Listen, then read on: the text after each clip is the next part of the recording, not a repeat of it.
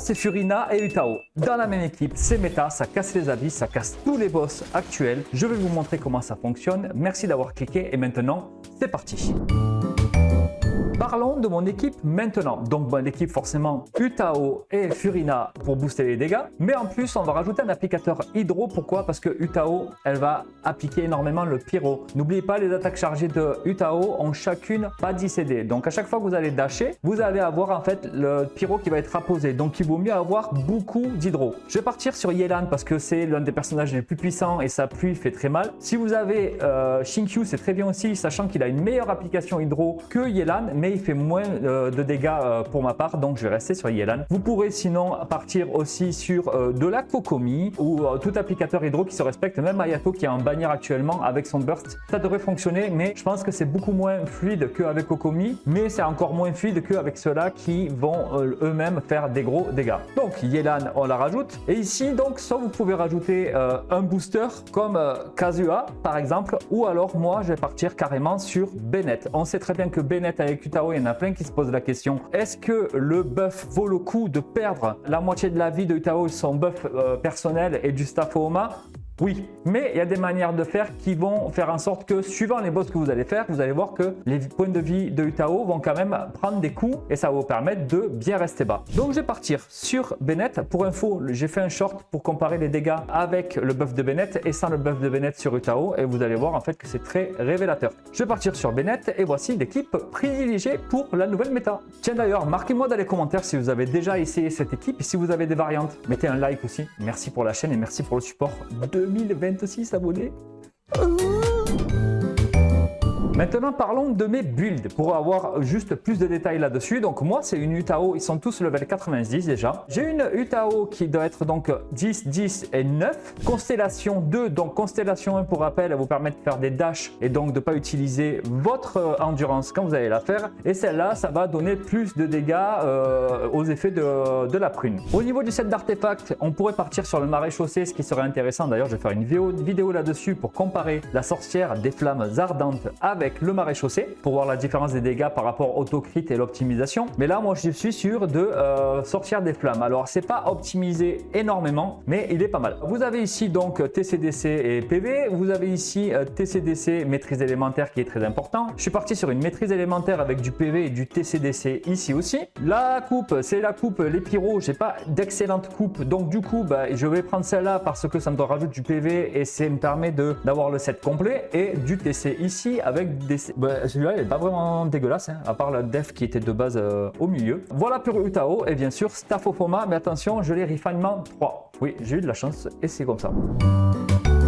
Ma Furina maintenant, donc elle est level 90, elle a son arme de prédilection, la splendeur des eaux calmes. On va la voir avec la troupe dorée en 4-7. Au niveau des artefacts, on n'a pas forcément quelque chose de bien, mais elle a assez de recharge d'énergie et de TCDC et PV pour être bien, sachant que je l'ai C3, donc elle va booster énormément les dégâts. Hein.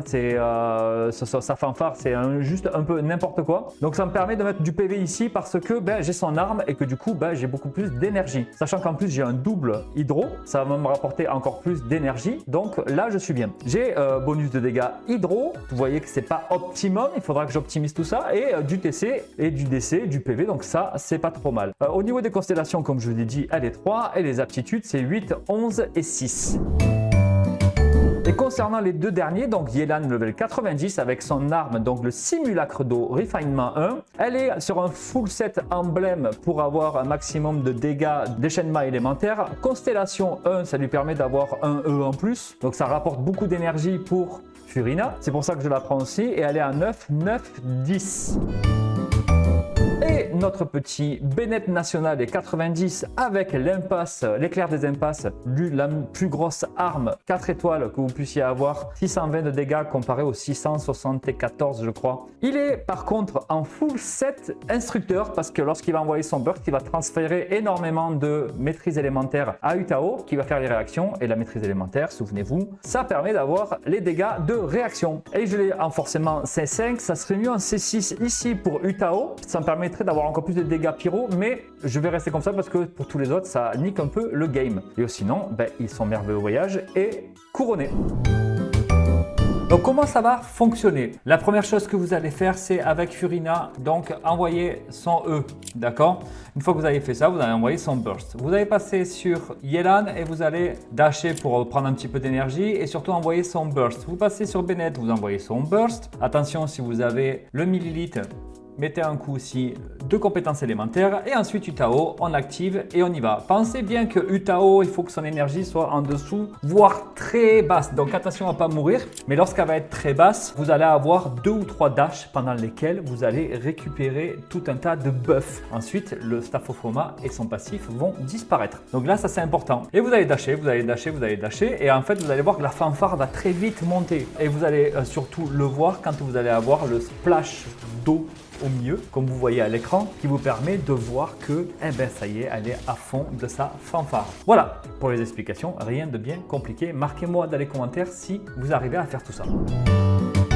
Avant d'aller aux abysses, je vais quand même faire un tour sur les personnages pour vous donner des solutions si vous n'avez pas les armes qu'il faut. Pour Utao, l'arme qui pourrait très bien lui aller, ça va être donc la prise. Ça va l'aider grandement. Mais sinon, le mieux, ça va être le fléau du dragon parce que la maîtrise élémentaire va être défoncée. Et puis en plus, vous voyez que le passif, ça tape directement dans le cadre de la team, du pyro et de l'hydro. Donc là, ça irait très bien sur elle. Grâce à ça, ça va vous permettre de faire pas mal de dégâts. C'est celle-là que je recommande. Et si vous l'avez à R5, chose qui devrait normalement tomber si vous jouez depuis longtemps, ça peut être pas mal. Vous avez sinon le Sion de la victoire qui va avoir du TC et qui va rapporter de l'attaque et de la défense, mais ça on s'en fout. Ensuite, vous pouvez avoir, il n'y a pas forcément d'armes qui vont bien après. Celle-ci, non pas forcément après avoir vaincu un ennemi. Vous n'allez pas vaincre un ennemi si vous faites des boss. Ça va surtout permettre quand vous avez de la masse à taper. Mais voilà, enfin sincèrement, le fléau du dragon, voilà, ou la prise, ça marche très bien. Vous avez aussi, oui, la lance en croix de Kitten qui va être pas mal, inflige des dégâts, voilà, compétence élémentaire 6%, ça on s'en fout, mais lorsque vous allez toucher, ça peut être pas mal, ça peut être un substitut, voilà, sinon Oma, c'est sa prédilection. Concernant Yelan, maintenant, ce qui est important, alors vous allez lui mettre ça, sinon vous allez peut-être lui mettre l'arc rituel pour pouvoir faire plusieurs dashs si vous n'avez pas la C1. Pourquoi? Parce que ça vous permet vraiment d'en faire un second et elle récupère énormément d'énergie quand elle fait ça, surtout avec emblème, et elle va en donner énormément à Furina, donc ça permet de recharger super vite l'équipe. Donc elle sert de batterie là, clairement. Vous avez ça, sinon vous pouvez aller sur les armes qui vont bien avec du DC. Hein. Alors moi j'ai celle de l'inné, mais vous avez aussi par exemple celle-ci, les attaques normales et chargées, on s'en fout. Je regarde un petit peu avec vous pour voir ce que ça tape. Oui, vous avez la dernière corde qui va vous donner des dégâts de déchaînement élémentaire de 48% en plus. Ça, je pense que c'est sa best in slot en seconde partie. Avec donc celle-là. Si vous l'avez passé un ou si vous n'avez pas une batterie dans votre équipe, partez sur l'arc rituel, sinon partez directement sur la dernière corde. Sachez que l'arc rituel va vous permettre donc à chaque compétence de récupérer de la chose en plus. Ça va permettre 80% au refinement 5, vous allez pouvoir faire le dash 2 fois puisque ça va reset à 80% de chance la compétence élémentaire. Pour Furina, l'arme qui lui va bien, c'est l'arme qui était de prédilection il y a très longtemps, c'était à 1.2 je crois, qui s'appelle, elle est où cette fumière? Voilà, le Croc Suppurant. Celle-là en fait, c'est son meilleur best in slot 4 étoiles. Si vous n'avez pas celle-là, vous pouvez partir sur n'importe quelle arme qui donnera de la recharge d'énergie parce qu'elle a besoin de recharge d'énergie, son burst est méga important, n'oubliez pas. Et je pense que c'est important de se focus là-dessus, vraiment là-dessus. Vous avez des guides et mon guide donc sur Furina pour ça, vous trouverez les informations sur internet, quoi qu'il en soit. Sinon, c'est une arme de prédilection, la splendeur des eaux calmes. Et enfin pour Bennett, toujours pareil, une épée avec énormément d'attaque, vous me le calez level 90. Et au niveau des artefacts, moi j'ai pris ça, vous pouvez partir sur ancien rituel, vous pouvez partir sur le millilitre, mais n'oubliez pas si vous utilisez le millilitre de lui foutre un coup de compétences élémentaires parce que c'est là-dessus qui s'enclenche, pas sur le burst. Si vous envoyez le burst tout seul, il n'y aura pas les 20% d'attaque en plus qui seront donnés à l'équipe. Voilà, sinon vous pouvez partir sur Favonius avec lui, c'est un support donc ça y va très bien, c'est une arme de support et vous pouvez optimiser comme ça, millilitre, instructeur si vous voulez transférer comme moi de la maîtrise élémentaire ou l'ancien rituel. Bon, en fait cette équipe moi je la kiffe, je pense que je vais essayer plusieurs variantes, je suis pas sûr de faire une vidéo là-dessus, peut-être je ferai un petit short pour vous montrer en été comment je le porte. Pardon. Et donc du coup, ben oui, je pense qu'avec Kazuya ça peut jouer. Est-ce que Kazuya vaut le coup comparé à Bennett? Je ne suis pas sûr. C'est à essayer. La baisse de la défense plus l'augmentation, pourquoi pas. Après, il faut voir. C'est à tester. Voilà, j'espère que cette vidéo vous a plu. Marquez un commentaire, dites-moi si vous avez cette équipe-là, si ça fonctionne bien pour vous. Une C4 Yelan marcherait du feu de Dieu. Ça upscale énormément les dégâts, mais moi c'est pas le cas. Je ne l'ai pas et je ne l'aurai jamais. Je vous fais des bisous. Je vous dis à bientôt ici des vidéos et puis ben tchou les pips.